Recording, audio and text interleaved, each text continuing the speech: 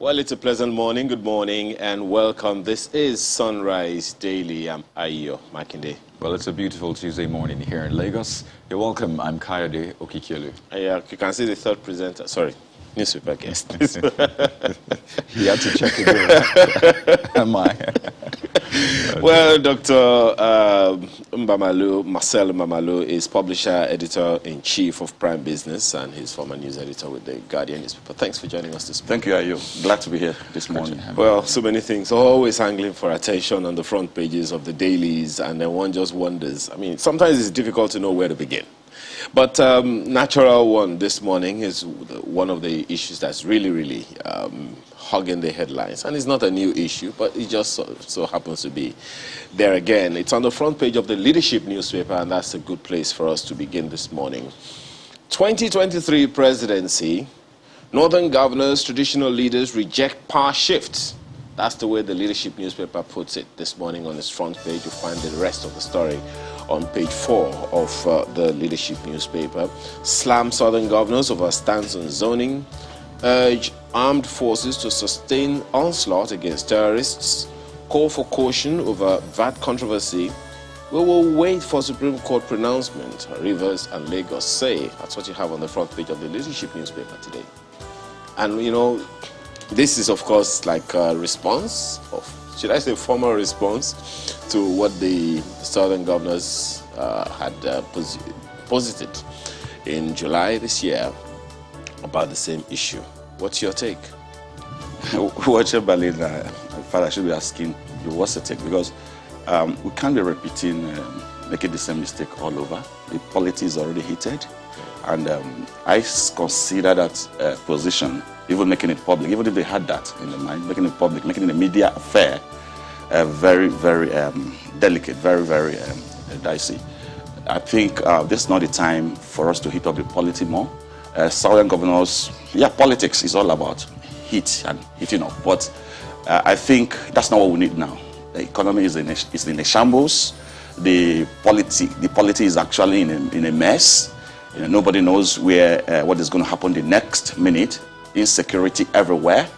I think that our politicians, as responsible citizens, first and foremost, should be responsible enough to begin to think about what best to discuss. What are the agenda? What are the issues to 2023 is coming. Yeah, everybody wants to. Exactly. I mean, I was going to ask you. Look, it's for the politician. Yes, it is 2023. That's key. Yeah, you're right. But I think that even in the process, even in the midst of politics, I think there's also, as leaders, these are governors. These are already elected leaders. They are not just people angling to take positions of power. So I think that whether it is the North or the South shouldn't be a major issue for press conference right now. They should be talking about, okay, what kind of leaders do we want? Wherever they're going to come from, whether it's the North, whether it's the South, me, I don't really care, but I believe in equity, I believe in fairness. I think even the current presidency that we're talking about today came to being because of issue of rotation, issue of fairness. We're talking about equity and balance. So, the South has had it for like how many years now? Because we lost our chance in Yaradua. This is a time for us to, get our own whatever. And I think on that premise, we had somebody from the North to replace Jonathan to take over, to at least to contest with Jonathan. Already there was a fair playing ground, but we know the spirit of the times that brought the current President Muhammadu Buhari, to power. So I think to calm the polity, I will really suggest that we do cool temper, in all of these issues. All right, well, another issue on the front page of the Leadership newspaper today is ascribed to the NGE, the Guild of Editors, I would say. Secrecy in government undermining access to information, says NGE. They also say presidency, National Assembly, major culprits. What do you say to that? Secrecy of government. Secrecy of whatever. Of course, it has been an issue even in the media, for us in the media. Would you call it secrecy or information management? That's information management. And of course, there is the freedom of information, whatever. I think to what extent, if actually, have we in the media been able to, use it very effectively terms of on who is that? Is that on the law or on not on the journalists that are not demanding for information? I can say both ways, but more on the politicians, more on those. Have you asked for information based on the information law and you didn't get it? Well, personally, I haven't done that. For me, do you know anyone, I have colleagues, who have actually done that. I also have colleagues who have done that and succeeded. At least one of my colleagues at the Guardian, did that once and actually succeeded. Interesting, and it works. That's why I'm saying that actually we journalists should test them, test the law, follow the process. You can't just say secrecy and no secrecy. Of course, that's a problem. But we, as journalists, we in the media, should actually follow due process, do that, and then call out whoever does not comply. Okay. Because the law is there, test the law, and if it doesn't work, then you have reason to cry out. But that is not to say that our leaders are doing right. In fact, if you put a call to a governor right now, or put even to CPS, Chief Press Secretary of some governors, or whatever, it's difficult for them to pick their calls, even when they know you are a media person. So I think it's a general problem because we have a lot to hide. I believe that if you have nothing to hide, you pick a call, you talk to the public, not just the media. You address issues as they come. How many times have you seen our president or some of our governors come out and address issues as they are? Maybe after 1 week or 2 weeks, after statements would have been issued and all of those, then under pressure, they will react to issues of national importance, issues that should have been addressed immediately.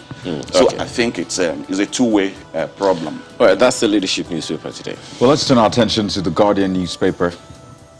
Take a look at what's on that front page for you this morning. And as you'll expect, the big one is on power shift. Your position unconstitutional. North governors reply, South colleagues. So it sounds like you said the response clearly to the position of the Southern governors. But take a look at the writers. The back FG on VAT say Lagos, Rivers misunderstand the tax. They only exercise their right under freedom of expression. Southern governors chair reacts.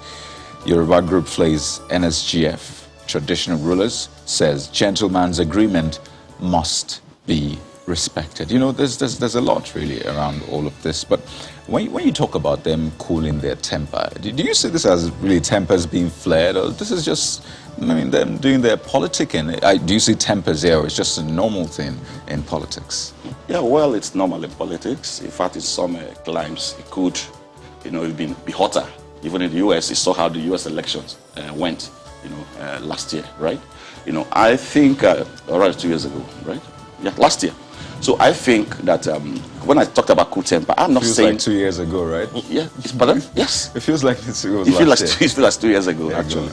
But here we are. So I think when you talk about constitutionalism, working according to constitution, duties according to the constitution, one thing with our politicians is that, and our leaders, so to say, is that they tend to, bring out constitutionality when it suits them. And then when it doesn't suit them, they throw it to the dustbin. Even when you're talking about constitutional, it's not constitutional, or it's constitutional, and you're talking about VAT and all of those. What is the spirit? For every law, there's a spirit behind the law. What's the spirit behind the fact that some state governors actually reject zoning? No, I'm talking about VAT, for example. VAT, right. You said, okay, you don't want alcohol, for example, and then the process from alcohol that comes from that you receive the proceeds. So I think when you talk about constitution or going according to the constitution, it should be holistic. It's interesting. In politics, in administration, right. It should be holistic. It's interesting to talk about constitution and the law. Well, we're going to be digging deep into that one in the course of the program, taking a look at the constitutionality or otherwise of some of these issues. But still on the front page of The Guardian, Zamfara residents lament indefinite telecoms shutdown and rise in bandits' activities. I think this is a contradiction, really. But let's take a look at the writers first to understand the context. Decry lack of access to ATMs, funds, families. How telecoms shutdown is silently killing residents. Now, Channels Television has, of course, covered some of those issues. You can always watch that on our YouTube page. You see more writers. Neighboring states bear brunt of shutdown. 34 killed in Kaduna attack, 8 in reprisals. Now, same day, by the way. And ironically, same day that the northern governors and leaders had a meeting in Kaduna. And on insecurity. On insecurity, among other issues. And see, now it comes urge states, governments to alternate shutdown. So is this a case of collateral damage, really? Because, yes, the fact is that banditry is a big problem. Another fact is that they've said that the bandits use, telecoms to perpetrate some of these heinous acts. So there's a challenge with trying to take a decision to reduce. I mean, we've seen the onslaught, but yet again, you see that even banditry is on the rise. So how do we go about this? Well, sorry, Kayode, actually. It's the dilemma that the government finds itself. The insecurity is a huge issue. And it's more or less like a state of emergency when you have an insecurity in that magnitude. Then you have, a pseudo state of emergency for you to address it. So I would not subscribe to shutting down communication entirely because you want to address, insecurity. But you need to do an assessment to say, okay, for example, the shutdown so far, what proceeds, what results, have we got from them? Did we record success, progress, based on the shutdown so far? Having said that, one thing I also like to point out is that the government actually erred in the handling of that shutdown, in the sense that in terms of communication, I was wondering, and I was asking someone when that happened, I said, if you really want to, as a security measure, you want to shut down communication, are you going to announce that ahead of time if you're really security, conscious? And wouldn't people then say that the government is being secretive? No, but that's then you shouldn't have even shut down in the first place if you're considering that. So if you needed to shut down, there's a way you would have managed that. But it was a media issue. I don't know whether it's deliberate or whatever, but it came out as a discourse that this was going to be shut down within so time and so time. Maybe it's the leaked information. The government never intended to let it out. No, we saw state governments actually announcing that particular measure. Fine. So, but you see that it's actually wrong in security-wise. It's actually wrong for you to have announced that because they would have made alternative arrangements. Even the people you are trying to, narrow down and whatever. So I think government has to look at that. You can't in perpetuity shut down communication. Businesses will suffer. Absolutely. Individuals, homes, families, schools, whatever. Of course, school system there, I don't think it's still working for now. But I think it's something that can't continue. Because already today, you've seen what happened. Oh, yes. Yesterday, rather. From September the 3rd up till this moment. So if you're not getting the result, then you review. Well, let's leave it there for the Guardian newspaper. Well, look at the issue that you guys are talking about. I'm just wondering.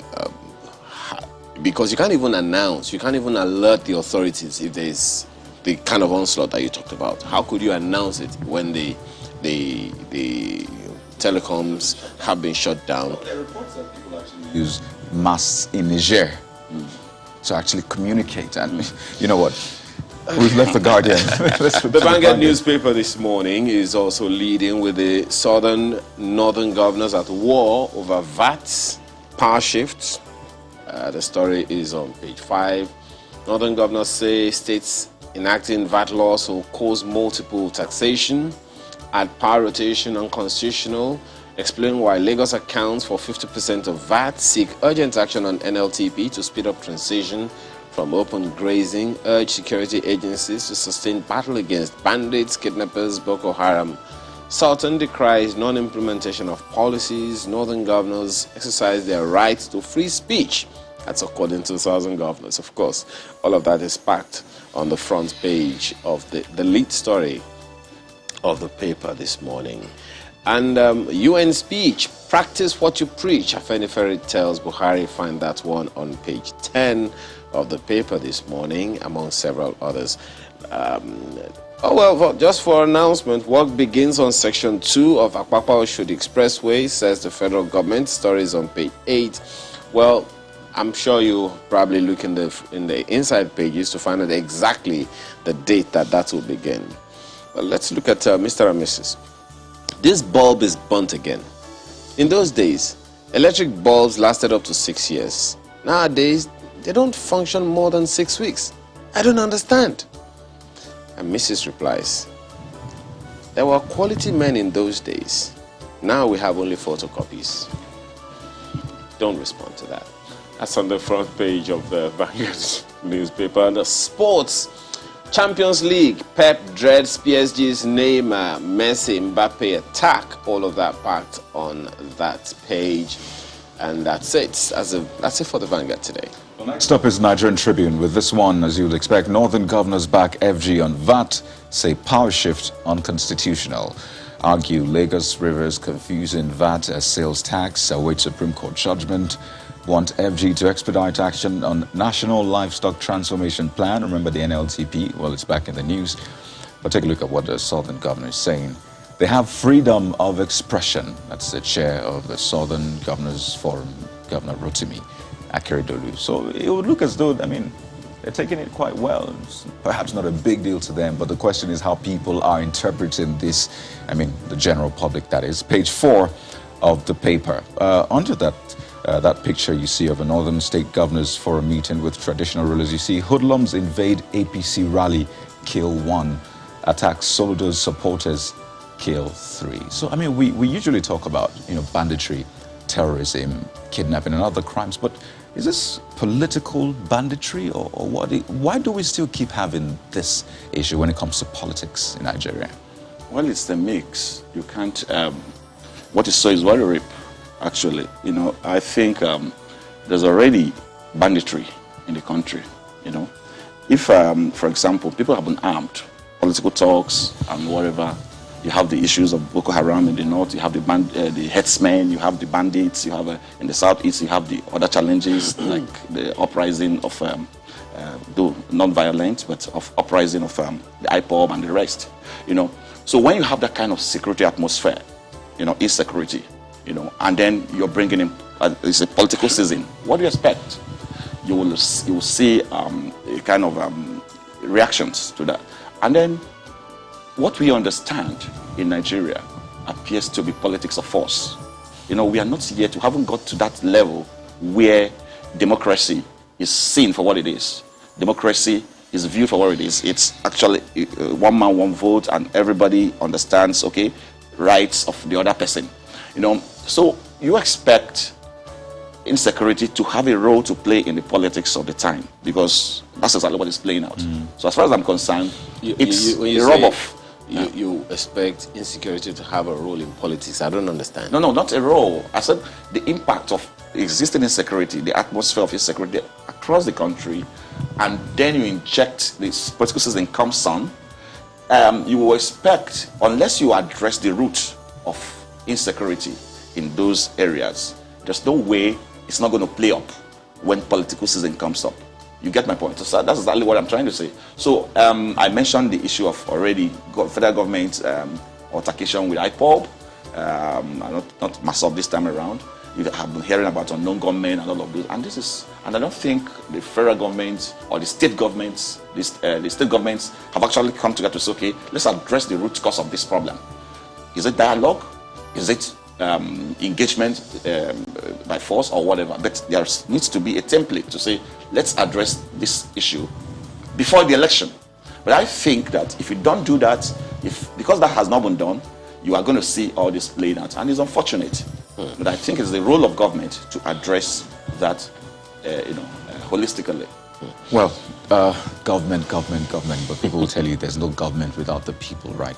Yeah. The front page of the Nigerian Tribune is packed, I tell you that. So let me just give you a final one before we go. You see this one, we have not declared no election in Anambra IPOB, so that perhaps ties into what you said earlier. Let's leave it for Nigerian Tribune. And flip to the Daily Independent newspaper this morning, which leads with technology.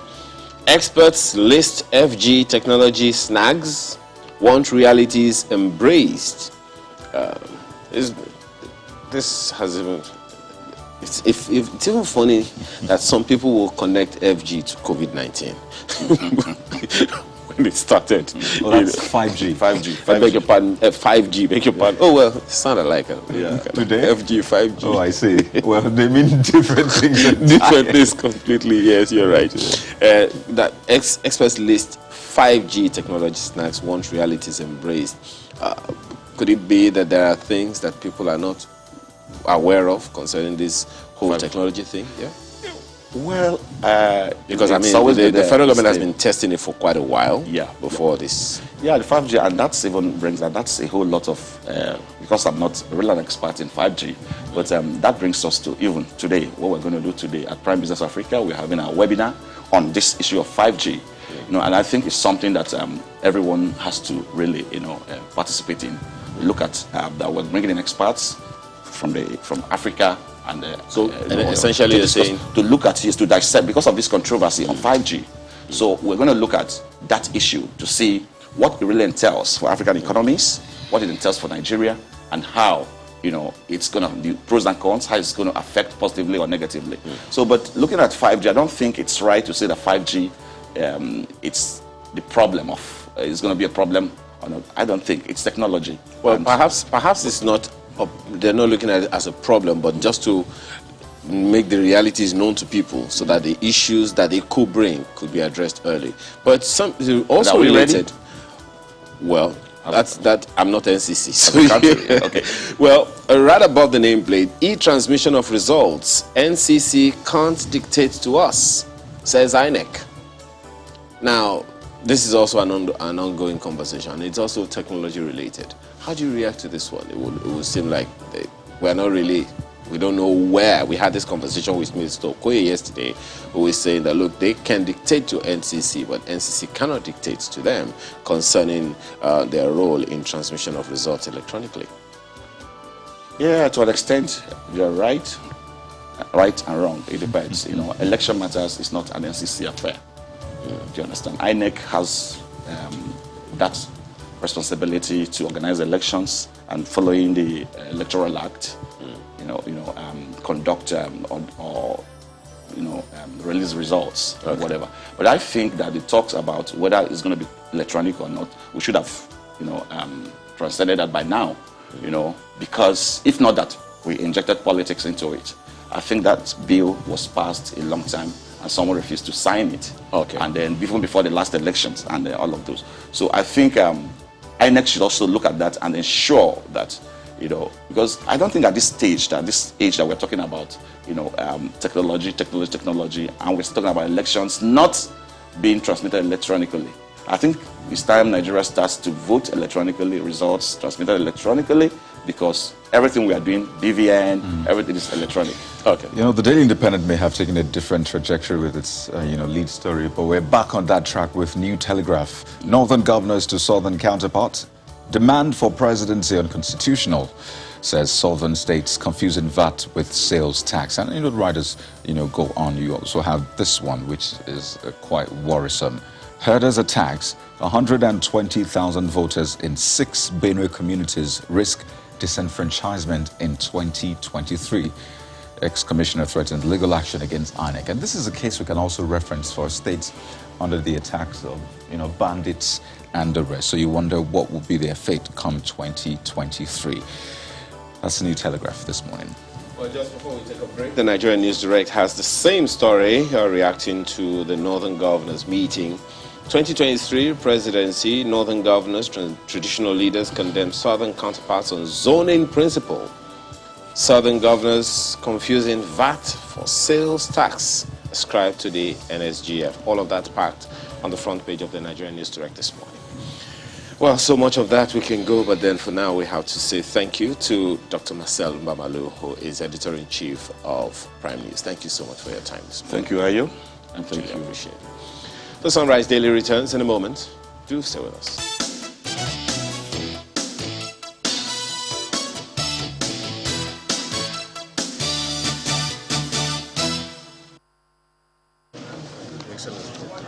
It's a joint meeting of the Northern Governors and key traditional rulers from the northern states. And the meeting place is the Government House in Kaduna State. The Sultan of Sokoto and the Governor of Kaduna State raised concern over the insecurity situation in the north. And I believe we're always ready to partner.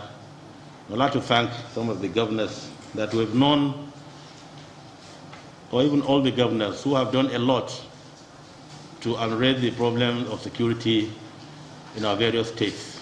Our region faces serious challenges. The economic situation in the country has affected us. The insecurity has destroyed rural economies, and many other challenges about federalism stare us in the face. After several hours of meeting behind closed doors, the governors resolved that the call by their southern counterparts that the presidency be zoned to the south is unconstitutional.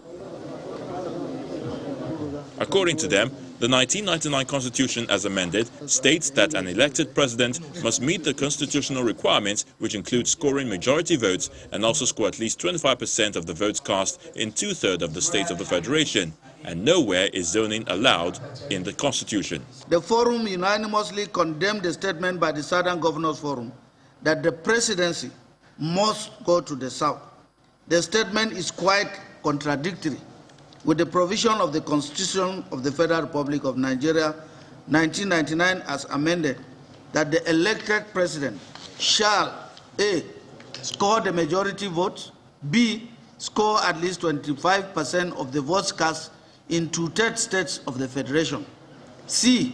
in the case of run-up, simple majority will win the election. The governors also react to the controversy on who collects value-added tax, a matter which is currently before the Supreme Court. The Northern State Governors Forum considered the ongoing national debate on collection of value-added tax, VAT. As responsible leaders, while we are concerned by the fact that the matter is sub judice, we, however, for the purposes of educating the public, make the following observations. A. The judgment of the Federal High Court calls to question the constitutionality of VAT, withholding tax, education tax, Niger Delta Development Commission, National Information Technology Development Agency, 13% derivation, National Economic Development Council, and many other currently levied and collected by the Federal Government of Nigeria and the Federal Inland Revenue Service. B.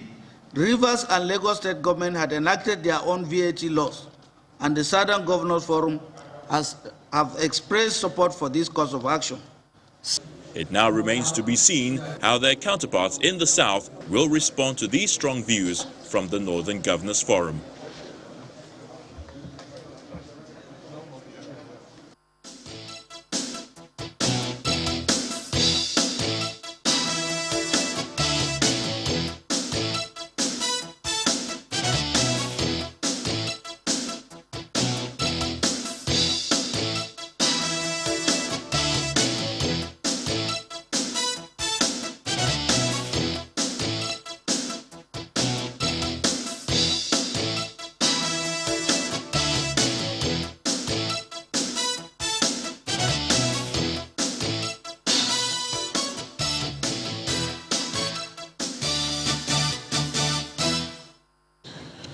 Two gentlemen join us this morning to look at the issues around the resolutions of the Northern Governors Forum. Ebolu Adegborowa, Senior Advocate of Nigeria, as well as Abubakar Bili Tafa Balewa, who is a politician and civil rights activist. Both of them join us virtually, both Ace from Lagos and Abubakar from Kaduna. Gentlemen, thank you for joining us this morning in this conversation. Well, let me begin with you, Mr. Ebolu Adegborowa. This conversation seems endless. First, there is the political end of it. Then there is the constitutional end of it. Should come from the north, should come from the south, must come from the south, and various positions depending on who is speaking. And first of all, what's your reaction to this controversy? Thank you very much for having me. Good morning, Nigeria. First of all, is to please emphasize that Their Excellencies, the governors of the northern states, discussed several other national issues which have been overshadowed by the issue of zoning. And we must commend Their Excellencies in their resolve to collaborate with the federal government of Nigeria and the security agencies to wipe out bandits and insurgents. And they also discuss matters relating to improvement of power, electricity in particular, and they are concerned about the need to form national cohesion in order to achieve peace and stability in the nation. I think it's just unfortunate that the issue of power shift and rotation seems to have overshadowed the meeting of their excellencies. And I think that probably may not have been the intention. So I must say that I commend their excellencies on their resolve to tackle the main problem we are facing in Nigeria now, which is insecurity. But unfortunately, maybe because of improper legal counsel, it may have been that their excellencies overlooked certain provisions of the Constitution of Nigeria and even the constitution of the political parties that they belong to before making the categorical statement that zoning and rotation is illegal. Because when we examine various sections of our own constitution, that's the 1999 Constitution, it's clearly written, in several portions, especially in Chapter 2, that the framers of the Constitution had envisaged that we were going to get to this stage in our national life. And so enough provisions have been made to accommodate national cohesion, to carry everybody along in governance, and to ensure unity, equality, and justice in the distribution of power and offices. And in particular, I will refer you to Section 14 of the 1999 Constitution, in particular Section 14.3, which talks about the need for there to be a spread in the distribution of offices, in the composition of government, in such a way that not a dominance of a particular state, ethnic group, or tribe, should have that dominance in terms of the sharing of power. So in that regard, it is meant that we should promote national cohesion, national unity, and then a sense of loyalty amongst all the ethnic groups and indeed the geopolitical zones that form the Federation of Nigeria. So when their excellencies were reeling out their position to say that rotation is contrary to the Constitution of Nigeria, the section they referred to in particular only talked about election, the mode of election, how a person can be elected as the president of Nigeria to secure 25%, to be able to have majority votes. That has to do with election. But the Constitution itself, before that provision, has already envisaged that there must be that national spread, there must be that national balance in such a way that a particular ethnic group or a particular tribe is not seen as dominating. And so if you look at the interpretation of that section of the Constitution, I'm talking about Section 14 sub 3, it will be a little insensitive when you consider that maybe, for instance, we say President Muhammad Buhari is from the northern side of Nigeria. And then maybe when it's time for election in 2023, having spent 8 years and exhausted the maximum two-term period, what Section 14 envisaged is that you will have to balance the power in such a way that other sectors of the Nigerian society will not have a sense of marginalization. And I think that's what is meant by rotation and zoning. And it's not anything new, Ayo. It's been in the Nigerian political system.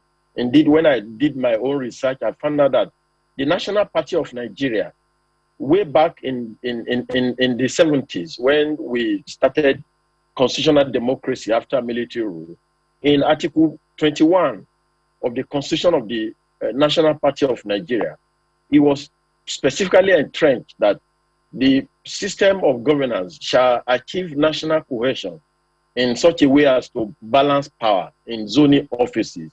And that has been the case even after this particular republic in 1999. The People's Democratic Party, in Article 7 of its own constitution, specifically stated that it would adhere to the principle of zoning of elective offices between the various regions in Nigeria. And even in the APC constitution, that's the All Progressive Congress, Article 7 also specifically states that the party will promote national unity.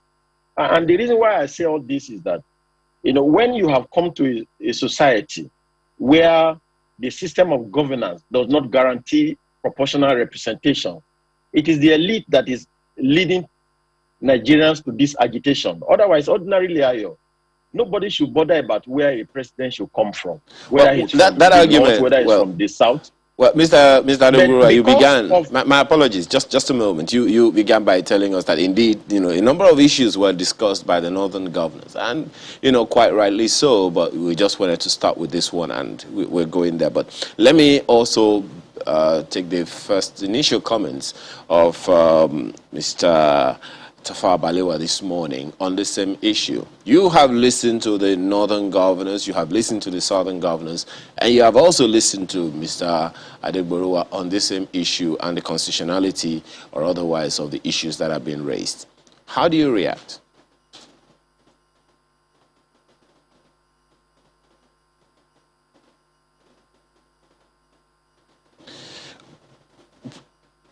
Can you hear me, Mr. Tafawa Balewa?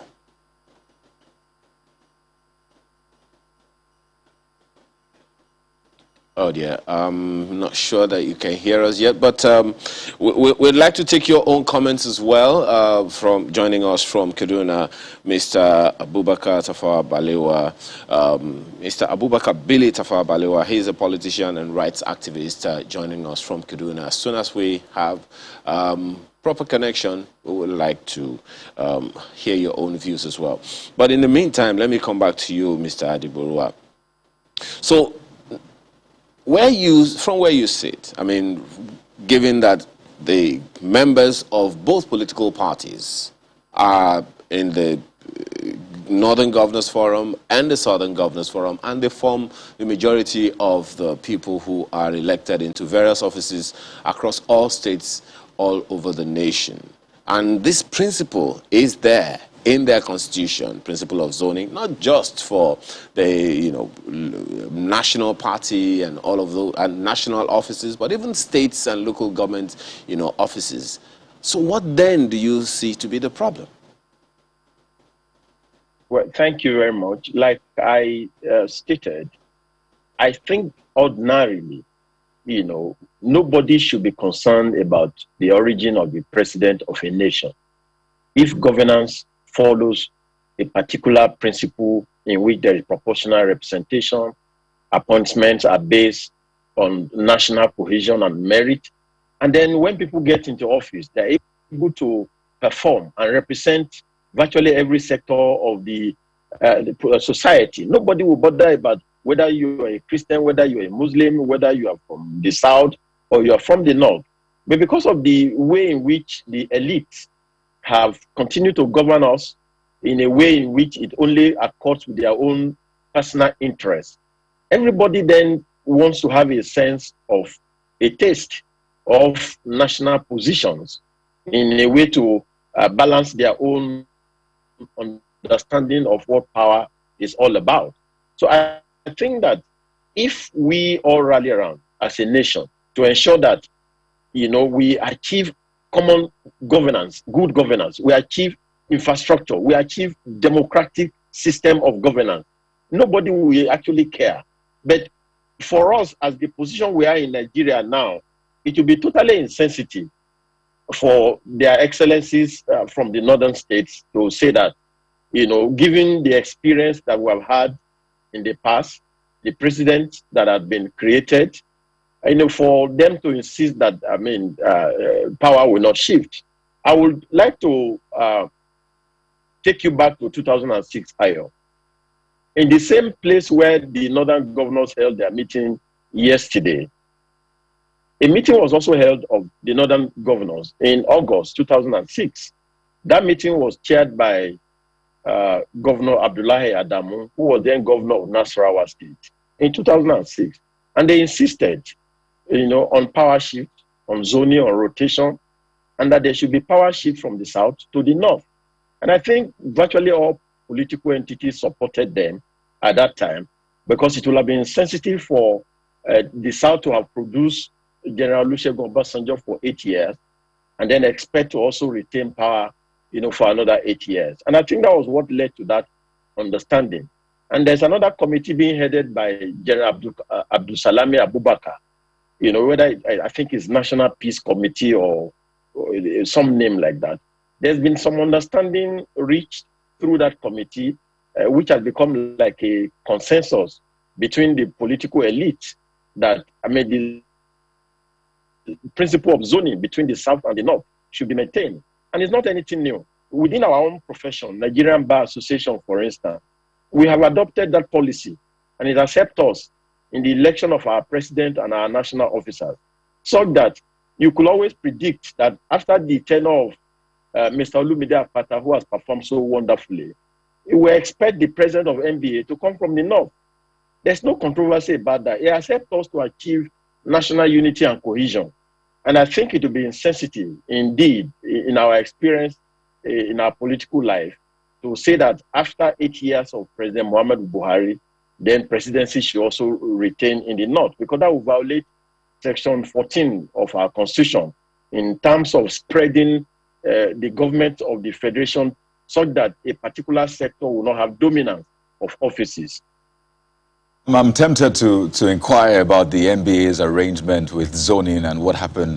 The last president and this president are from the South. And you wonder if there was an issue around that. But, maybe we'll take that on some other time. But while we work on getting Mr. Tafawa Balewa back, by the way, he's the eldest son of the first and only Prime Minister of Nigeria. So it'll be quite interesting to get his views. But Mr. Degborua, so you've referenced the elites, and I'm curious really to explore that. Do you think that the views of the southern governors, the northern governors, actually reflects the views of the people whom they lead, whom they represent? And I mean the everyday Nigerian, you and I. Do you think this is a reflection of what the people are yearning for at this time? Thank you, Ayo. I'm sorry. Yes, I do not have any doubt in my mind that the positions of both the northern and southern governors do not represent the interests of the masses of the people of Nigeria. That's why I kept using the word elite. Governance in Nigeria, as we have it now, is only in the interest of those politicians who are in power. Because when you get to the average Nigerian, hunger has no definition in terms of where you come from. The masses are hungry. Poverty has no definition. There's poverty in the land like never before. Darkness has no definition. Virtually all parts of the country is experiencing some blackout or the other. So when we talk about power rotation, it's only to fuel the greed of the elite, in terms of their own positional interests. But when you talk about representing the masses of our people in terms of deliverables, in terms of good governance, the masses in Lagos, Kaduna, Kano, Enugu really do not care about who occupies office, so long as you have the interests of the people at heart. There's good governance, there's democracy, there is infrastructure. People are able to go to universities, at affordable rate. People can go to the hospitals and get drugs. People can travel. There's security around the nation. You can move around and sleep with your eyes closed. Whoever occupies office and able to achieve all these, I'm sure the masses will generally not be bothered about whether you are an Hausa man or a Yoruba man or an Igbo man, or whether you're a Christian or a Muslim. But talking about the elite generally, they have generally built this consensus amongst themselves in terms of sharing power. And I think they should adhere to that policy in the interest of national unity and national cohesion, because our constitution is against sectional dominance, as I've referred to you in Section 14 of the Constitution. So the challenge now is we have the Southern Governors Forum, we have the Northern Governors Forum, but we don't quite have the Northern People's Forum or the Southern People's Forum, where the people can, as it were, also state their position, release a communique, have some sort of meeting, because essentially they've elected governors and leaders to, voice their concerns per time. But from what you say, there is a disconnect. And I think it's quite important to find out from you how we can connect that, that disconnect, as it were. Because if we carry on like this, you wonder what the future holds. So how can we really link the yearnings of the people with what the leaders go out there to pronounce and say, okay, this is the position, not just our position, but indeed the position and the yearnings of the people? I think that generally we have not been this divided as a people, and it's quite unfortunate. But I think that in going to project the views of the people they represent, the governors, either of the South or of the North, ought to have sufficient consultations with their people. And I think the Southern governors made it clear, especially on the issue of open grazing. You will have seen that after the declarations in Asaba, virtually all the houses of assembly of the southern states, at least majority of them, have proceeded to pass laws to back up that declaration, which shows that there is indeed support by the representatives of the people for such declarations. And I think it's the same thing with the northern governors. In terms of the issue of fighting insecurity, you cannot fault them. In terms of getting themselves to be so united, to partner with the security agencies, and also to kick against arbitrary judicial proceedings, which seems to promote unfettered freedom for those who have been accused of one insurgency or the other. So to that extent, you believe that when those who have been elected into office come together to voice an opinion, it should have been based on consultations with their people, either through the House of Assembly of the States, or indeed some kind of consultancy through public hearing. And so it is deemed for us generally that when they speak, they will be speaking on behalf of the people. But the experience, like I said, has always been to the contrary, in the sense that at the end of the day, whether within the southern governors or indeed the northern governors, the interest that they represent is that of their stomach. The interest that they represent is that of their immediate families and their own business concerns. But by and large, it's a democratic system and we have no choice. There's no way to remove them except when election comes. Contestable, Mr. Adegborua, when you say, the interest that they are supporting or gunning for is that of their stomachs. They were elected by people to perform a particular function and consequently expected, as you said, concerning one issue, to speak for their people. So I guess the jury is out there on whether or not. But then there is Section 15 of the Constitution. You cited 14, but then there is this one, Section 15, Sub 2 of the Nigerian Constitution, as amended, that says national integration shall be actively encouraged, whilst discrimination on the grounds of place of origin, sex, religion, status, ethnic or linguistic association or ties shall be prohibited. But I'm interested more in the first part that says national integration shall be actively encouraged. The question here is how?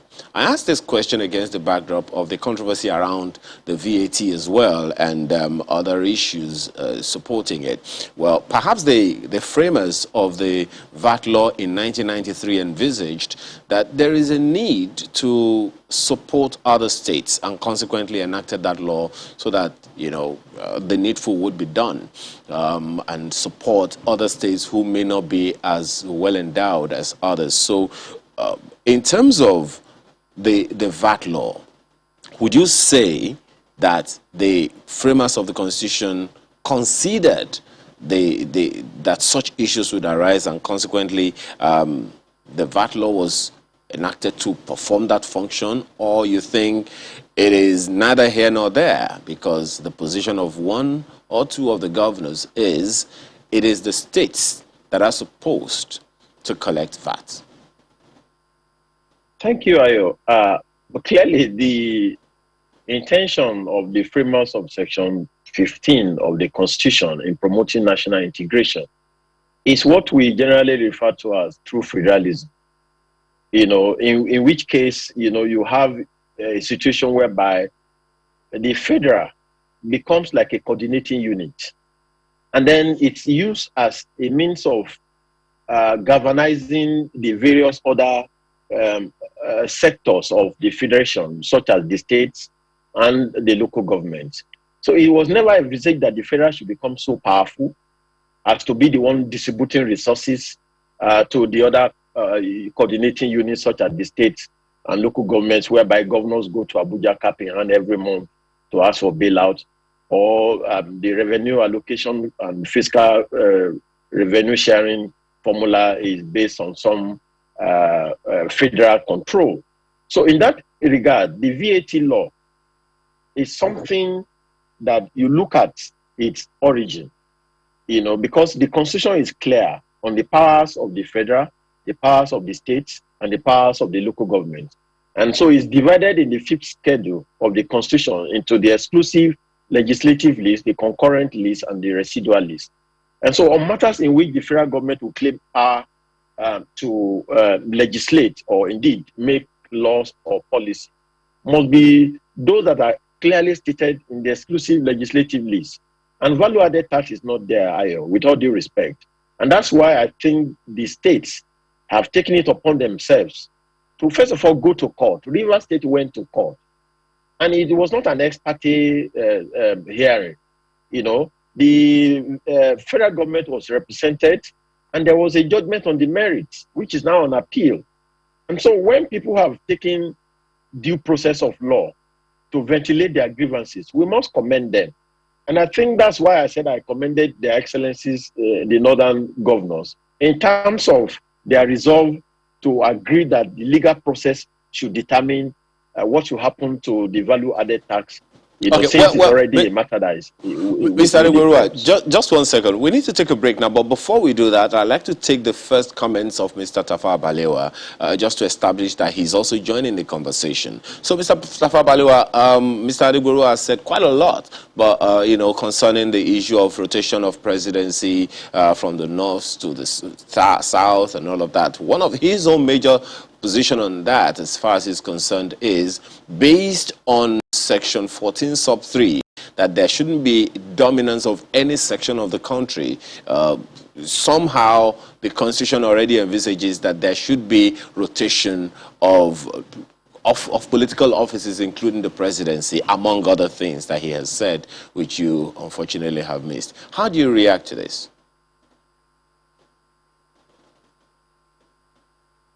And good morning. Well, you see, this issue about rotation or what have you, to me, it's just pure politics. And in Nigeria today, we have lots of other issues that we should be concerned about, that the presidency. But of course, like the northern governors have said, I mean, there's nowhere in the Constitution that says that there is a rotation.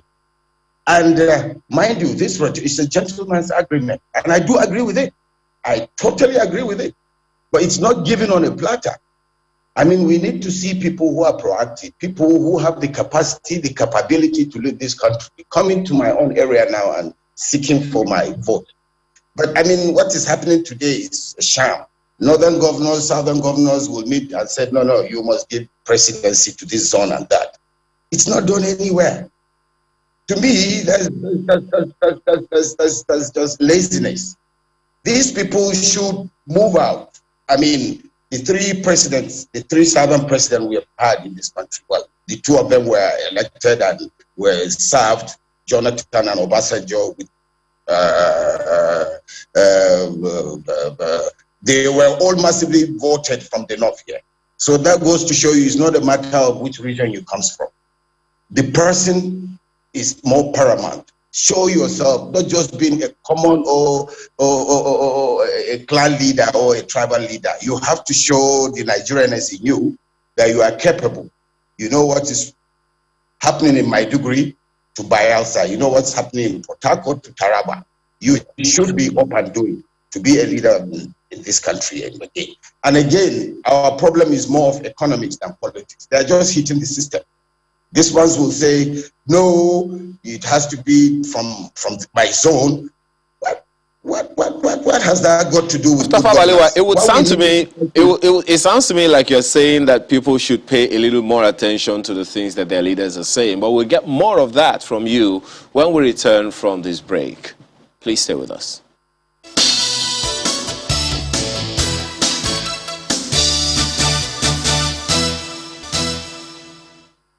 Thanks for staying with us. Well, Mr. Billy Tafawa-Balewa, it sounds to me like you're saying the people ought to pay more attention to what their leaders are saying. Are you saying by any chance that the people have been docile?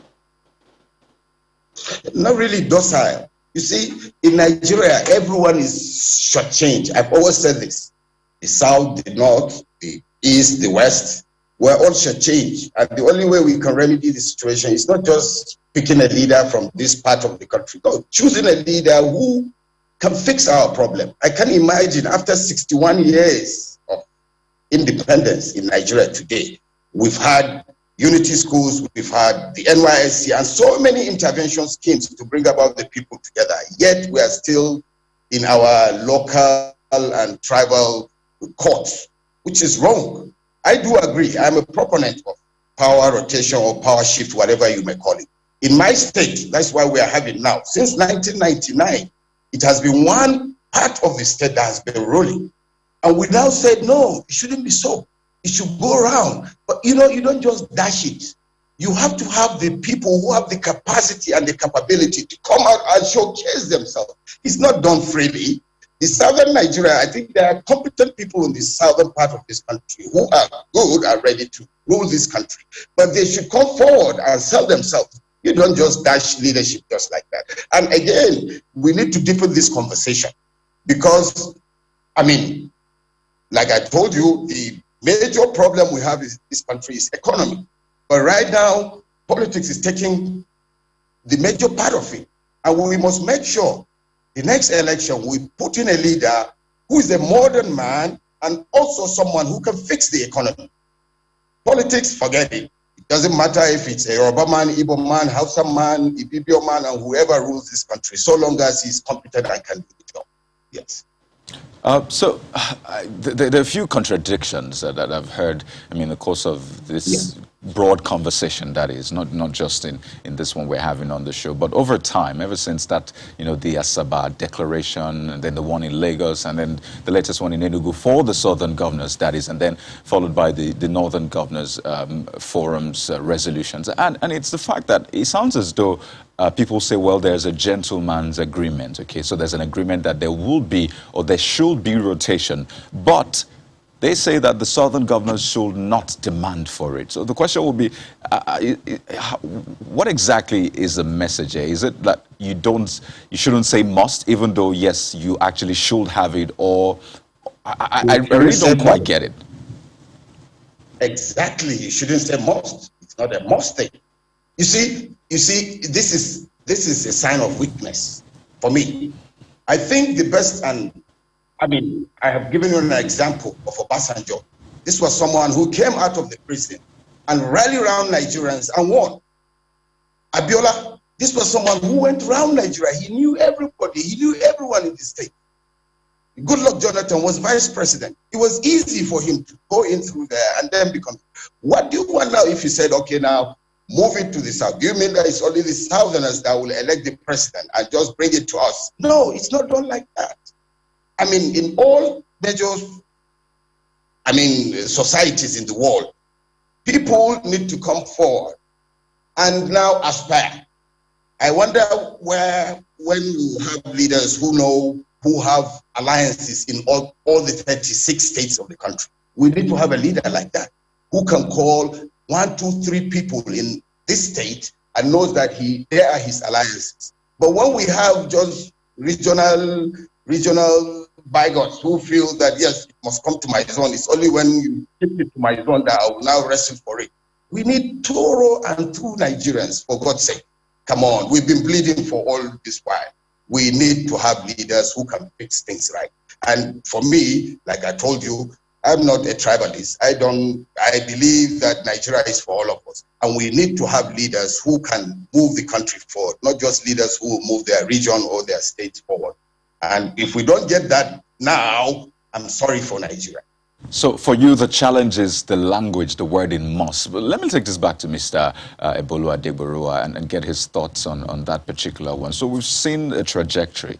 In Lagos, the wordings of the southern governors was that, you know, the next president should emerge from the southern region. That was when they met in Lagos in July. And fast forward to September the 16th when the governors met in Enugu. The wording changed to the next president of Nigeria must come from the southern part of the country. And, you know, based on Mr. Tafawa Balewa's submissions, that this is a gentleman's agreement. So it's naturally expected that power should shift to the south. Are you concerned about the wording, or you just think this is the southern governors trying to enforce the gentleman's agreement so their heads are not shaved behind their back?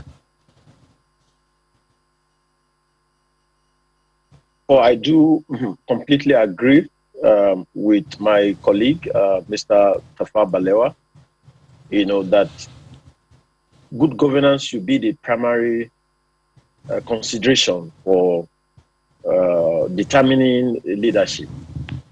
And competence should also play a dominant role in that regard.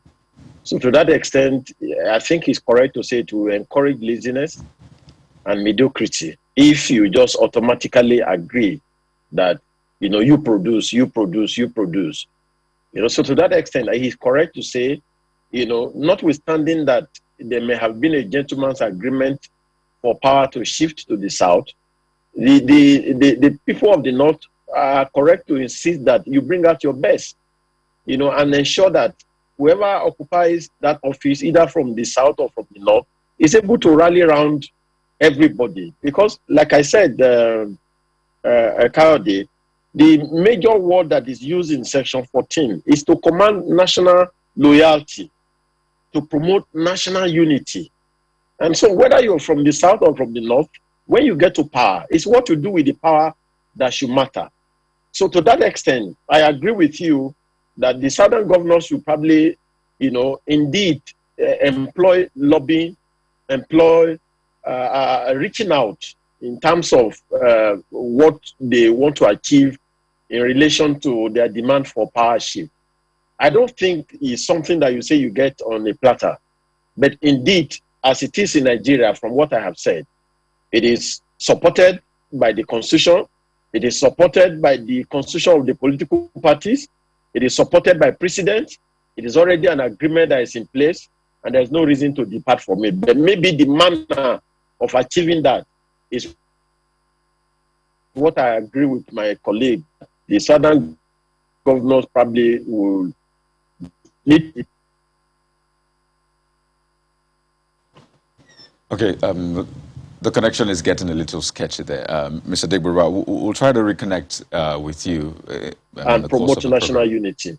Okay, thankfully we have you. Just quickly, so I need to find out, is there anything wrong in, you know, having a gentleman's agreement that says, you know, for this period of time, you'll have this, and then for the period following, it will come back perhaps between me and you. So I say, for this length of time, this is what will happen with you, and then I will take it on from there. And when it's nearing my own time, I come out to say, well, I must have it. Is it wrong to follow up with that kind of statement? Perhaps a reminder, an enforcement of the agreement. And who knows, do you think maybe the southern governors have seen maybe a trend that looks like this gentleman's agreement will not work or will be forced out of our hands? Do you think there's anything wrong in following up?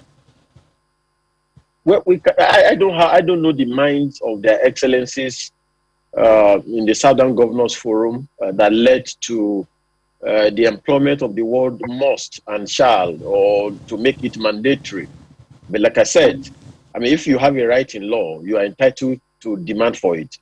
But like Mr. Abubakar pointed out, that right is not achievable on the platter. You have to probably reach out to other people that you are making that demand from to explain to them the need for the respect for that mutual agreement as existed. And then the second point I made, which is important, is that you don't proceed on that right to some kind of mediocrity.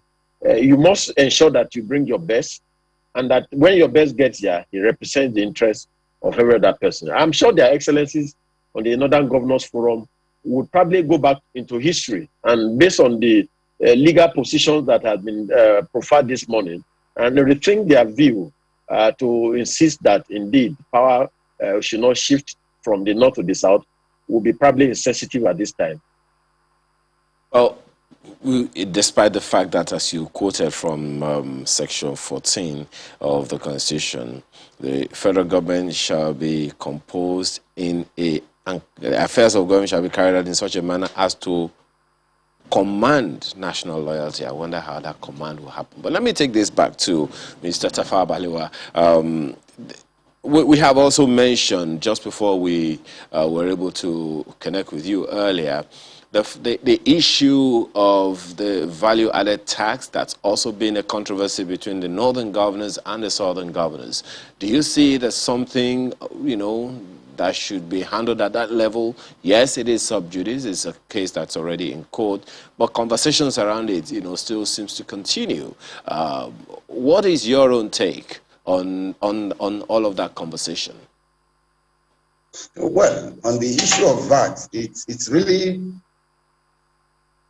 good we're doing the conversation now, because like the Lagos and Rivers State who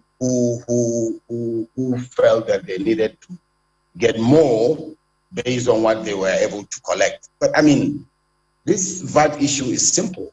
The Section 40 of the VAT Act stipulates that 15% of the revenue collected in VAT goes to the federal government. 50% goes to the states. 35% goes to the local governments. And mind you, 20% of the VAT share is based on derivation.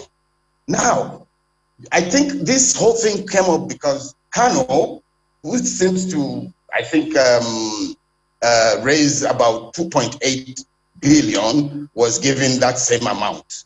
What of Bayelsa, that raised less than, I think, 1.9 and got more, or Ikiti? I mean, this thing we should, I've always said that the problem with Nigeria is that we bring politics into everything. I'm not saying that it is a perfect arrangement in sharing. Yes, we can look at it and see how better we can do to share the revenue. And besides, I've never seen, there's nowhere in the world where the sub-nationalities collect VAT. Nowhere in the world. Nowhere. It's the federal unit that collects the VAT and share it. If there's any problem in the VAT collection or perhaps in the sharing, they should all come to the table and see how better they can do that. But now Rivers have instituted a body that now will collect our own VAT. While, mind you, majority of the companies that are even in Rivers are mostly operating in Bayelsa. They don't pay their VAT in Bayelsa. They pay in Rivers. So, I mean, this thing is so mixed up. Politics 2023 is around the corner. I know that, but it's more politics than reality. Well, the argument of Mr. Adeburua on this same issue is that looking at the Constitution, the issue of tax, of VAT, he mentioned specifically, is not exclusive to the federal government. It is something that the state, it's on the residual list according to him. He may want to clarify that later on. So essentially he said that it is something within the purview of the states, according to the Constitution, and not the federal government. Well, I'm not a constitutional expert. I'm not a lawyer. But I think we've been operating this thing for quite some time now. And of course, there is a need for retinkering of it. Perhaps if it is the sharing, or perhaps if it is the law, we need to think how it. But like I told you, there is never anywhere in the world where the subnationals, where the states collect VAT, anywhere in the world. And I mean, why should it happen now? It's just Nigeria because we want to be different. Say, okay, now every state should collect it. So, mind you, the Lagos and Rivers that were saying they have collected more than 50% of the VAT because the headquarters of the telecoms, the banks, and the what have you are all domiciled in those areas. I mean, like I said earlier, we are all shortchanged in this country. And the earlier the better we fix the system. That's why I believe that with a good leader, things will go right. But now, we don't know where we're going to. the VAT issue, the politics issue, and the what have you. And I do agree that there are other states. You see, it is a reaction of the decision of the southern governors that made the northern governors sat down and took that decision. I think without those hard words, you wouldn't have had the, I'm sorry, I'm not speaking for the northern governors, but perhaps you wouldn't have heard from them. But you see, this is a country, and what affects the person from Bauchi still affects the person in Bayelsa or Lagos. So the issue of VAT being collected by the state, I've never heard of it anywhere, and I think we should sit down and let calm come into us and then see how better we can handle the situation. Then fine, it is good. Rivers State had gone to court and then they had appealed. Let's wait for the courts to decide. I mean, let's not hit the system too much. Let's allow the court to decide. Whatever the court decide, I think every Nigerian should abide by it. Well, if there's anything we've seen and learned about Nigeria is the fact that Nigeria is peculiar in a lot of ways. I mean, what happens in Nigeria, you probably will never find it anywhere in the world. But before I take this back to Mr. Adegburuwa, there's been the conversation around, southern states being shortchanged at the expense of northern states. There's been that conversation. By the way, this is one essentially a constitutional issue, and you've referenced the fact that maybe you're not a constitutional lawyer. You've talked about the politics, perhaps, but do you see this as, the response of the northern governors vis-a-vis what we had from the southern governors as a fear from northern states that if states, maybe perhaps the southern states that are pushing for this, Lagos and Rivers, were to collect value-added tax themselves, then that will shortchange northern states when it comes to sharing of the centrally collected VAT. Is that a fear? Is it big? Oh, yes, it's for you, Mr. Tafawa Balewa, please. No, it's not a fair at all. Before VAT, even before in the first republic, where was the resources coming from? Well, that was history. But I mean, you see, the issue here now is, like I said, the whole country is bleeding. Most of the governors are so lazy. They don't think of anywhere to make money for the states. They are only waiting for the federal grants, the VAT, the allocation, and what have you. So with that, most of the states, without those little monies, they can't even pay salaries because they're not proactive. Creating wealth now, manufacturing is almost gone in northern Nigeria. In my state, hardly can you find 2-3 companies manufacturing. They all come from Lagos. You see, we have to. It's a give and take. It's a give and take. I believe in some other time, maybe time will come when perhaps we will not be thinking about VAT as a serious revenue in the states. But for me, I think that's not a fear from the northern side, but perhaps it's just an indication that, gentlemen, this is one country, this is not 2 or 3 different countries, but we must get our acts right. Are you saying, by any chance, Mr. Tafawa Balewa, are you saying by any chance that the states are not viable or that the governors are not innovative enough to explore the potential of the states? Both. I should say both, because it's a combination of both. Most of the states are not viable. They cannot. And again, because of the nature, the Nigerianness in us, the corruption in us. Most of the governors, I don't think if they have any business doing there. They're just there to line in their pockets. They are not thinking 15, 20 years to come. They are just thinking immediate. What do I get? You see them, what they are doing in the country, flying here and there when they can't even pay salaries. So I think it's both, to my own understanding. So, Mr. Adegburuwa, I mean, a lot has been said, but when do you think, I mean, you're a lawyer, so we can ask you at least areas of constitution and interpretation. So when do you think the other considerations should come in this whole debate, which of course is at the courts right now? So there's the consideration about, politics, where this is generated from, who owns what. I mean, what is it, the input and the output mechanism, the interstate mechanism. At what point do you think it should come in this conversation? Should it be as we're discussing the issue in the court, or after it has been decided in court, then we can say, okay, let's find a political solution to this one? How do we mix this, really? Well, unfortunately, the matter in court presently cannot determine the controversies surrounding VAT and revenue share in general. I say that because the subject matter of what is pending in the Court of Appeal presently is the judgment of the Federal High Court in Port Harcourt.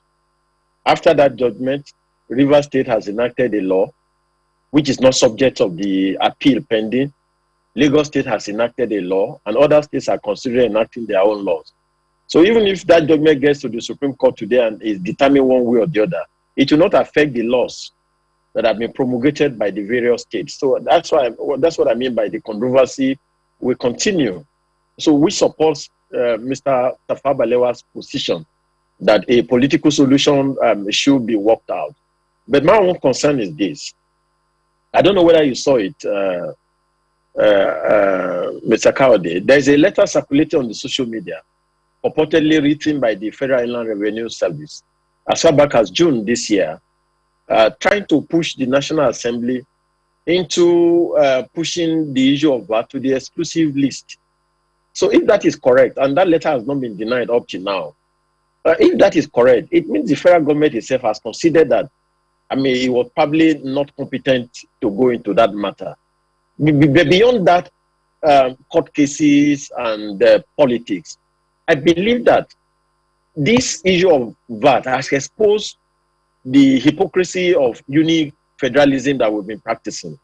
Because Nigeria is currently running a unitary system of government, and unless we go back to true fiscal federalism, in which the federal government will share the weight and then concentrate power in the people through the regions, the states, and the local government, we'll continue to have this problem.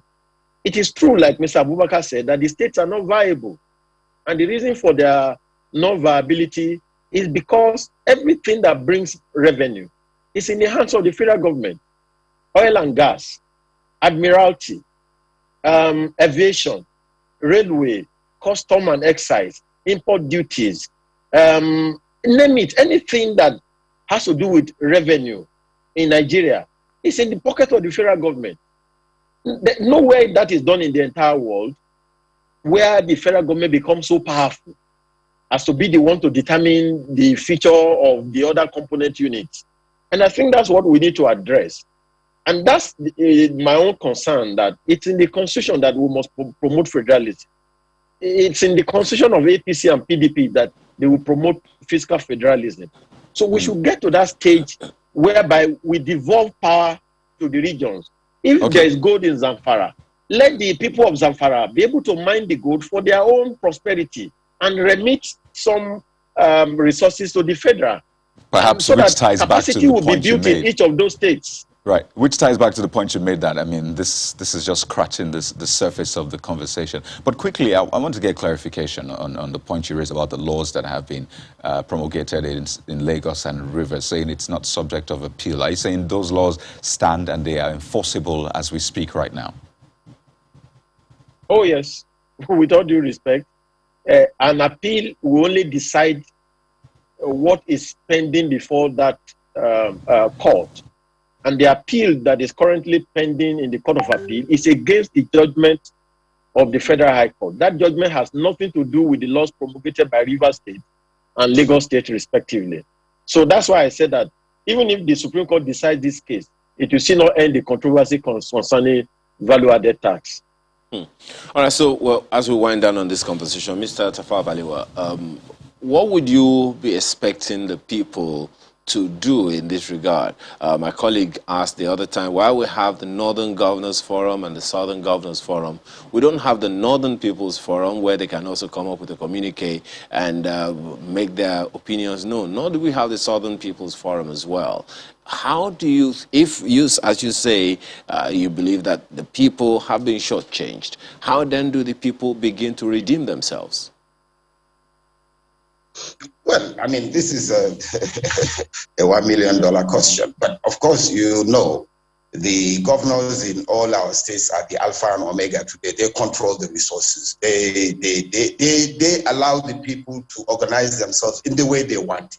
But of course, it's quite different. What obtains in the northern part of the country is quite different from the southern part of the country. I think the people should come together. Now, let's see, what do we want after 61 years of independence? What do we want? We want to remain the way we are. Everybody's suffering, crisis everywhere. What do we want? Let's tell ourselves, and then from there we begin to know what we need to do in order to, there were good moments in this country. I knew when things were okay and everybody was okay. But at the moment, things are not good for almost everybody, perhaps except the governors or people in power. The people should rise up from now onwards. Don't put in a leader from the local government to state who you think you are putting there based on your ethnic or tribal leanings. Put a leader who is going to be there and work for you. Who will be there, not only work for you, but work for the entire country. Because there is always a problem when you have a leader who only sees his people as past before others. That's where you begin to have this problem. When you want to bring about change, he resists change or whatever. People should come up, propose solutions. See to it that we begin to elect leaders who are genuine, who have the love of the people at heart. If we don't do that, I'm sorry, it will continue because the same cycle. My colleague here was saying that there was a circular going around that they went to the National Assembly.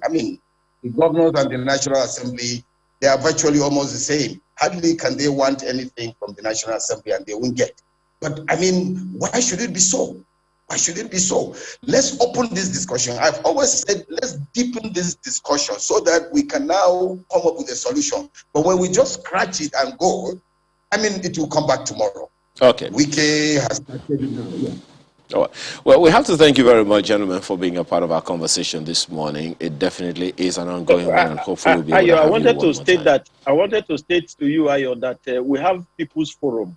Nigerian People's Forum exists through Sunrise Television and other national televisions, through social media, and that's why Nigeria should bring back Twitter. That is the Nigerian People's Forum.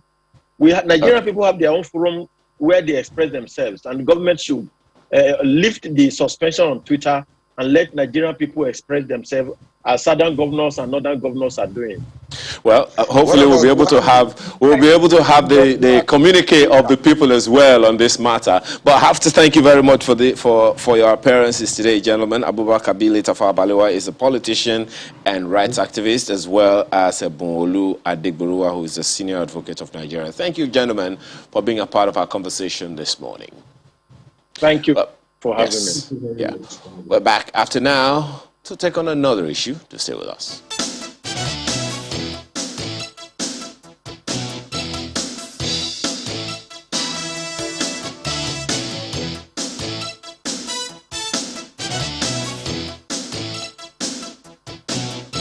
Bills, including 2 executive bills on the establishment of a national commission against the proliferation of small arms and a repeal of the Explosives Act.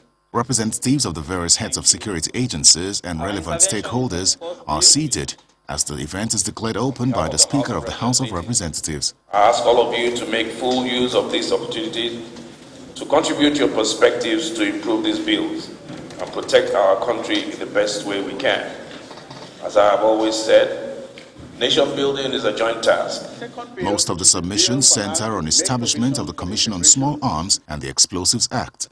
That the membership actually should be expanded to include all agencies and law enforcement agencies that are arm-bearing and have very intrusive form of investigation. Nigeria has over 350 million small arms and light weapons out of an estimated 500 million small arms and light weapons in circulation in West Africa. Fertilizers are being sold to unscrupulous persons who use the chemical substance locally as explosive material to manufacture IED. The Navy, however, expresses worry over weapons handling in neighboring African countries. Average Chadian soldier has 20 to 30 arms underneath his bed. When he's broke, he brings it out and sells it for $30, $20. I am here, I am standing here, and I'm saying it. Since we are going to collaborate with Ecowas and other countries that are donating such arms to these countries, I think we should insist that they should either enact laws to govern the handling of these arms and ammunition, or build an armory for these countries, or else we will not see peace. Though they said even Berlin Wall has been knocked down, I think we should build a wall between us and these neighboring countries, or we should have a serious surveillance, or else we will not see peace in this country. I'm telling you this. Nigeria is a signatory to the Ecowas Treaty on Small Weapons, which is yet to be domesticated in the country. But the House Committee questions the role of the Foreign Affairs Minister. This treaty, especially the one on small arms, is already signed. We're only trying to domesticate it, which means Nigeria is already tied with all the errors.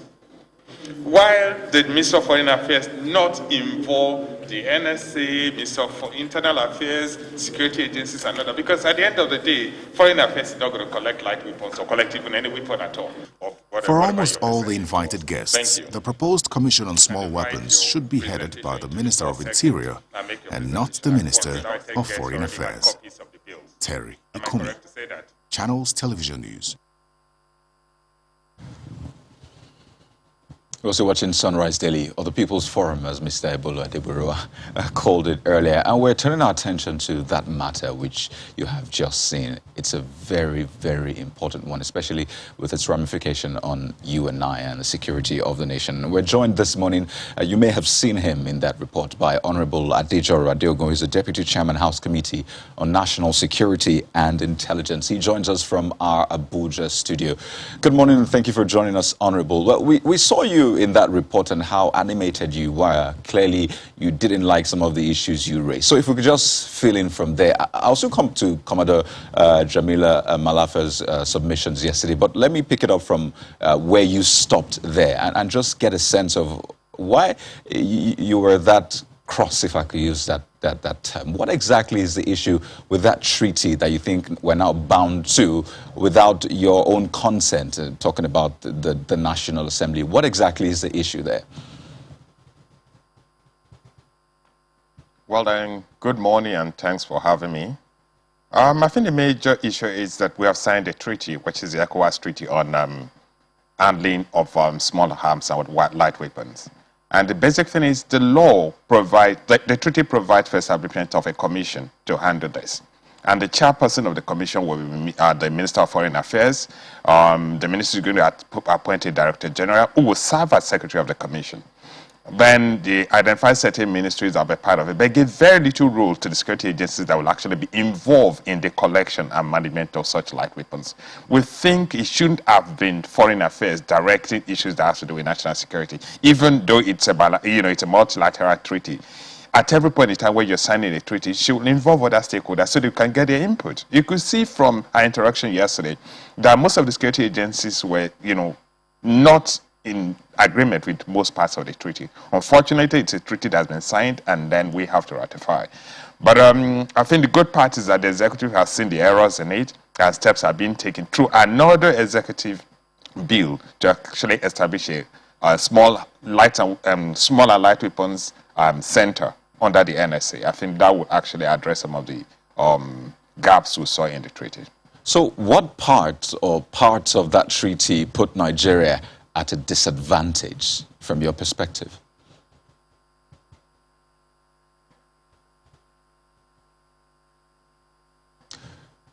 I'm not sure you got me, Honorable Adeogun. I'm asking that what parts or part of that treaty which you reference puts Nigeria at a disadvantage in terms of proliferation of firearms and the current insecurity we're facing in the country? Well, I mean, I'm sure you made reference to the submissions by most of the stakeholders, the Navy, the Air Force, and all that, and the fact that if you're dealing with what we're talking about, I think the Air Force gave a number that Nigeria alone harbors about probably 60% of the illicit weapons in circulation in West Africa, which means we should actually be the driver of this rather than just being a small stakeholder, in a committee of nations where we'll the recipient of 60% of the weapons that are, illicit.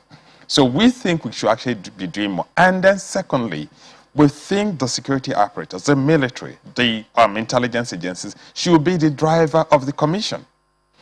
We have, what's in the National Security Agency, the Coordinator of National Security, which is, being called the NSA now, being there, and that's not even mentioned. There are a lot of agencies that are not mentioned in the commission. So it's assumed that the people who wrote the treaty wrote from the perspective of their own countries. If the Foreign Affairs is in charge of weapon handling and all that in Chad or in Ghana, it doesn't mean it's the same thing in Nigeria. But if we involve more people, I think we'll be able to bring in local perspectives when treaties are being written and then being agreed to.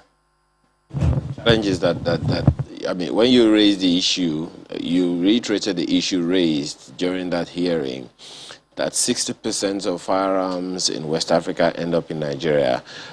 Perhaps it'll be brought closer home when people know the figures involved.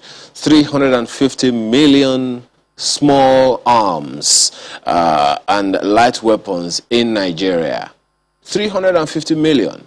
That definitely is something scary. That means that if every Nigerian, including the child, had one, we'll still have 150 million extra weapons. That's really, really scary.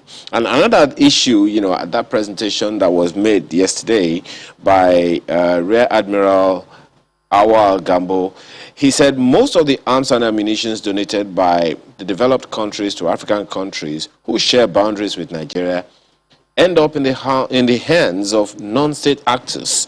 And I'm just wondering, if this information is available to us, how come we haven't been able to get ahead of it? Beg your pardon, well, the Vice Admiral. The Rear Admiral was speaking from my experience serving in the Chad region. Yeah. But I think there's a lot to it.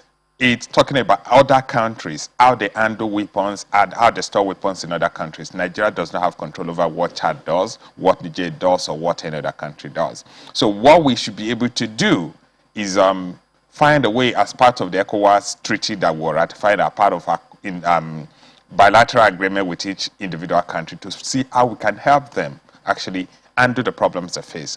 What the officer was actually asking for is that, okay, the donor countries, because most of these countries can't even afford to buy their own weapons, they have donor countries who donate weapons to them. But then what they're saying is this: if you're donating a weapon to a country, you should at least provide facility for storage of the weapons. That way, the weapons will end up on the street and end up, being transported from the place of donation, the recipient country, to another country entirely. Well, the substantive issue that we asked earlier, that we began with, concerns, the conversation that started in terms of the implications of proliferation of small arms and the allegations that the Minister of Foreign Affairs signed the Ecowas Small Arms Treaty without consulting security agencies. I'm even wondering how, in your opinion, that was able to happen in the first place. I think it's not just about this Ecowas treaty. I think it's something that has to do with even the idea of signing treaties generally. You see, most of the time, treaties are signed by those who attend such meetings, Ecowas meetings, like the visit of Mr. President to the UN, and then, so it's only people who are part of the entourage that are part of such meetings. And sometimes they take decisions without thinking of the need to go back home. Sometimes out of the need for timeliness, they want to take actions immediately. But then I think we should have a broader perspective to things that we do as a country. When we need to go into anything, we need to identify every stakeholder, no matter how little it is, and get their perspective. That way we'll get better input, we'll get more robust position. We'll take a more robust position on issues, and then it will be our national interest will become uppermost. That sounds a lot more like a knee-jerk reaction as opposed to national interest, wouldn't you say? Well, no, I think it's I've had to deal with, a lot of people in the past, and I understand that sometimes when things are being done, especially, and then you get public servants to be the driver, what they do sometimes is look at what serves their ego most. I mean, I've been somewhere where someone is trying to propose a new bill, and then you find out that they're probably trying to create a new power center under their ministry. I think that's what's happening. Yeah, our people tend to identify these opportunities as opportunities to create power centers rather than looking at the national interests first. So this, conversation around the Ecowas Convention and small and light weapons is a big one because, 350 million, that's quite huge. So two things for me. Are we saying that that convention is not doing what it ought to do well, such that, those arms, those small weapons are still coming in? Is that the position of the committee, perhaps the National Assembly, on that convention? No, I think the convention is intended to tackle a problem. The Ecowas has identified that there's a problem with illicit weapons in the sub-region. So the convention is intended to create domestic ways of handling it. So each of the countries are supposed to domesticate this treaty. And what we're doing as a nation is trying in the process of domestication. And I think to strengthen that domestication, the executive has proposed a second bill, which is basically executive-driven, with a different perspective, and then to address the gaps that were envisaged and the gaps that have been seen in the treaty. So essentially you're saying that the problem here perhaps is not the convention, but the domestication and getting the buy-in of the relevant stakeholders, right? Definitely, because at the end of the day, the convention is actually inferior to domestic laws. So we are going to have our own act that actually supersedes the convention and actually addresses our own individual issue, individual problem as a nation. From what we heard in that public hearing yesterday, quite a lot of revelation. So are we saying, perhaps, you can tell better because you were there during the proceedings, you heard all the different angles. Are we saying our insecurity, the insecurity we face currently in the country, the banditry, kidnapping, terrorism, is largely as a result of neighboring countries not tightening up their end of the border well? Are we saying they're largely responsible for the insecurity we face in the country today? I think we'll be doing ourselves a huge disservice if we try to outsource our own problem, if we just assume that it's our neighbors who are causing our problem. I want to look at it from my perspective. If my neighbors don't fence their own house, who stops me from fencing mine? Who stops me from hiring guards to protect myself? I think our responsibility as a nation is to protect ourselves, not to wait on our neighbors. If our neighbors are not doing well, we shut them out of the system. Which is why, yes, it's expensive. I agree with the suggestion that we should build walls. It's expensive to do, we won't be able to do it. But the whole idea is that we should have proper surveillance around our border so that not just illicit weapons, but even bandits and don't just cross the border as if they're walking from one compound to the other.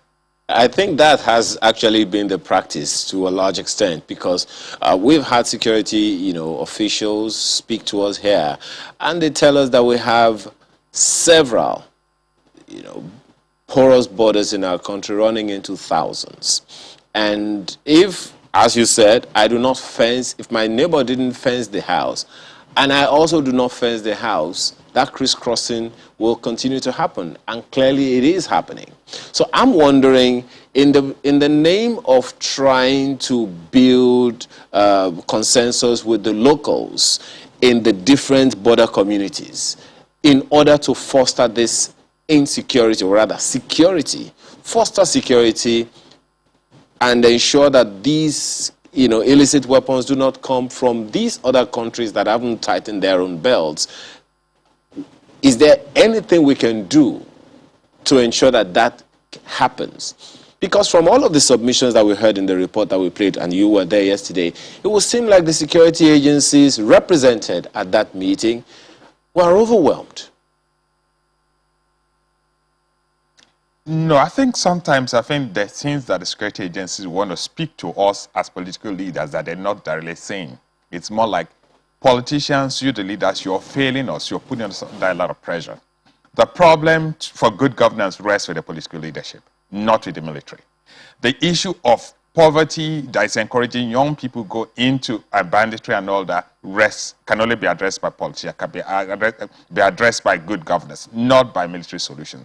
And then policing the borders. It's our responsibility to make the whatever is needed to police our borders available. It's our responsibility to provide the equipment to at least ensure that we have proper surveillance on our borders. Not their responsibility. Theirs is to get the job done. And so what they're basically crying out to us is help us so that we can do a job better. They don't feel good that every day they're blamed for being inefficient, for not doing the right thing. They're saying if you provide everything that we need, perhaps we'll be able to do it better. I think it's a cry for help.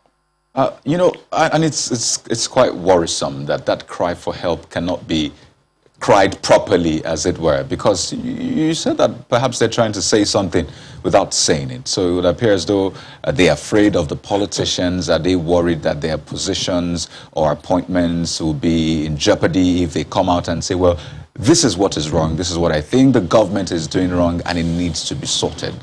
That's a challenge, isn't it? I think we're a nation where we like to hide the truth underneath our tongue. So, you know, even people who are from the military are afraid, not just about, you know, the politicians, but even the military politicians as well, because everybody's involved in politics now. So, you know, sometimes telling the truth becomes too risky. So I quite understand, you know, why sometimes they're unable to say it, because the leadership may not find it funny.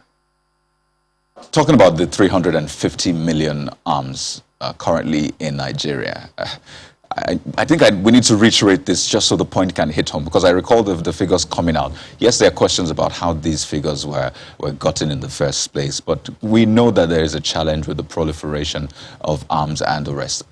Is there anything being done to mop up? Now, I don't want to ask for the details per se. You might say it's classified and the rest, but is there anything being done, and what should we expect? I think I need to first of all say that the number 350 million is hugely exaggerated. Nobody conducted any census. And, you know, we're in a country where we don't gather data, we just manufacture them.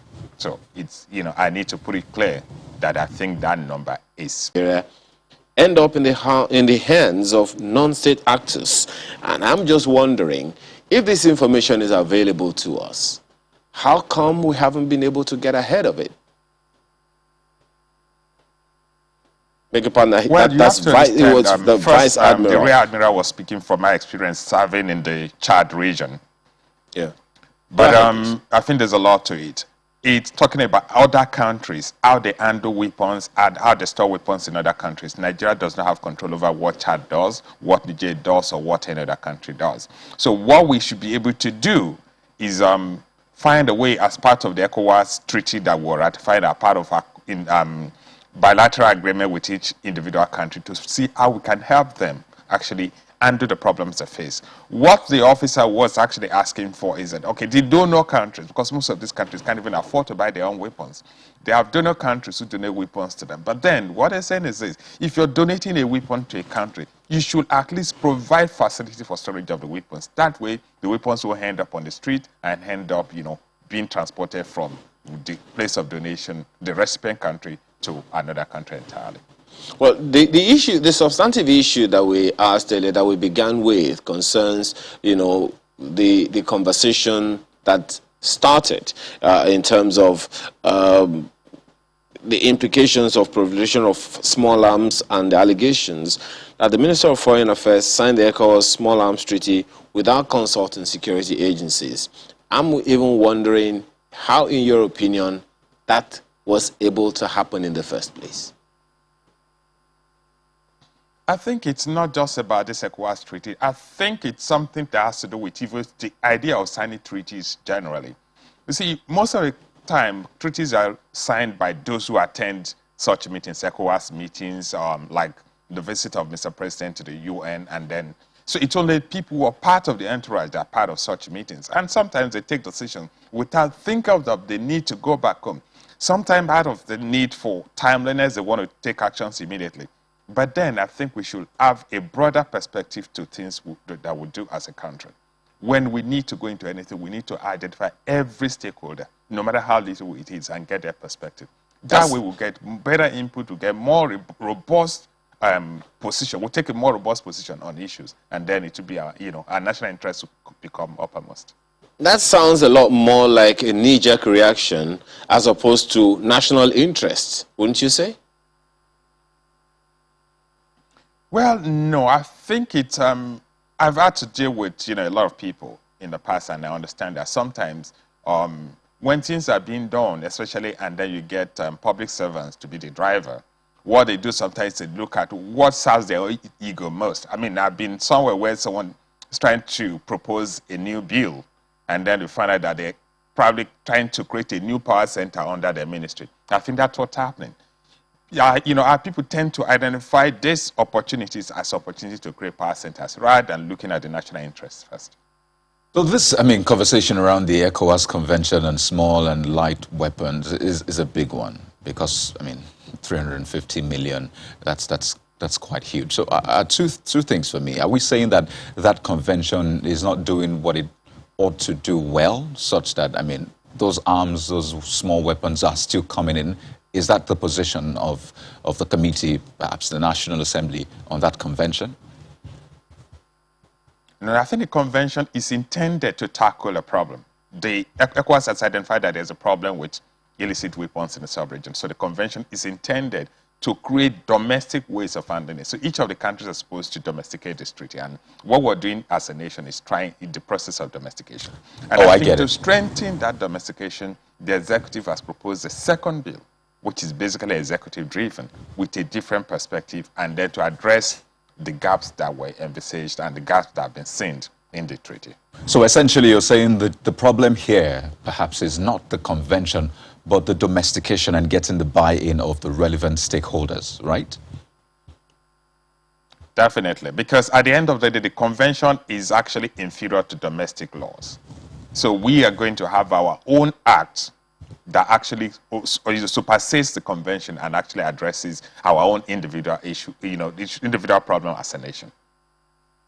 From what we heard in that public hearing yesterday, quite a lot of revelation. So are we saying, perhaps, you can tell better because you were there during the proceedings, you heard all the different angles. Are we saying our insecurity, the insecurity we face currently in the country, the banditry, kidnapping, terrorism, is largely as a result of neighboring countries not tightening up their end of the border well? Are we saying they're largely responsible for the insecurity we face in the country today? I think we'll be doing ourselves a huge disservice if we try to outsource our own problem, if we just assume that it's our neighbors who are causing our problem. I want to look at it from my perspective. If my neighbors don't fence their own house, who stops me from fencing mine? Who stops me from hiring guards to protect myself? I think our responsibility as a nation is to protect ourselves, not to wait on our neighbors. If our neighbors are not doing well, we shut them out of the system. Which is why, yes, it's expensive. I agree with the suggestion that we should build walls. It's expensive to do, we won't be able to do it. But the whole idea is that we should have proper surveillance around our border so that not just illicit weapons, but even bandits and don't just cross the border as if they're walking from one compound to the other.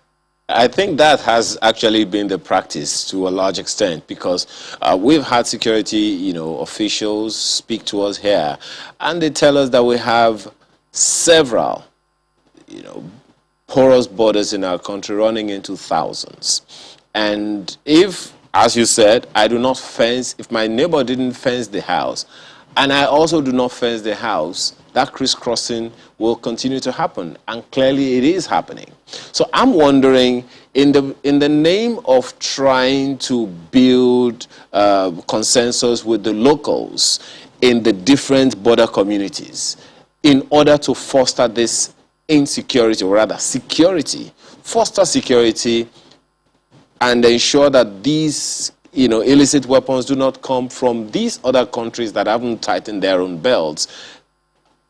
Is there anything we can do to ensure that that happens? Because from all of the submissions that we heard in the report that we played, and you were there yesterday, it would seem like the security agencies represented at that meeting were overwhelmed. No, I think sometimes the things that the security agencies want to speak to us as political leaders that they're not directly saying. It's more like, politicians, you the leaders, you're failing us, you're putting us under a lot of pressure. The problem for good governance rests with the political leadership, not with the military. The issue of poverty that is encouraging young people go into banditry and all that can only be addressed by politics, can be addressed by good governance, not by military solution.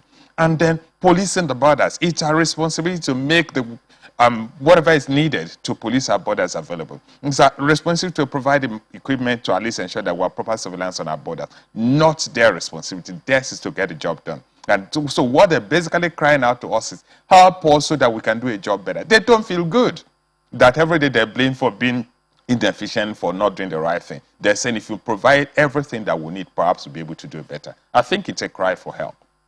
You know, and it's quite worrisome that that cry for help cannot be cried properly, as it were, because you said that perhaps they're trying to say something without saying it. So it would appear as though they're afraid of the politicians. Are they worried that their positions or appointments will be in jeopardy if they come out and say, well, this is what is wrong, this is what I think the government is doing wrong, and it needs to be sorted?